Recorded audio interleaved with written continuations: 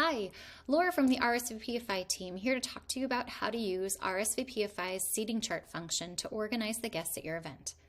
Many of our partners use a seating chart to create seating assignments where they set the names, capacities, and guests at each table, or to create abstract seating charts to do things like create board member welcome assignments, sales rep assignments, etc.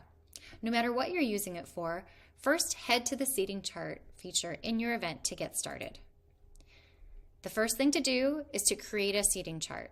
So go ahead and name your chart and specify the number of tables and capacity of each table.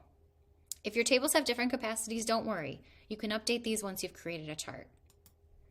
Then head into the chart itself to update things like the table name, the number of seats at each table, the description, and table colors, anything to help with organization. Then begin seating your guests by simply dragging and dropping them into their spot. Or type their names to search for them.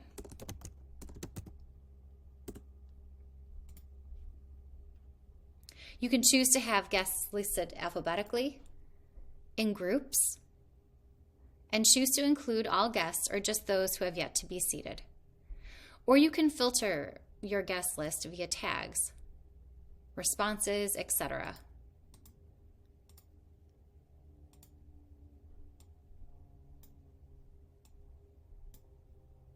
Hope this is a helpful, quick overview of the seating chart. Feel free to reach out to us at the live chat with other questions.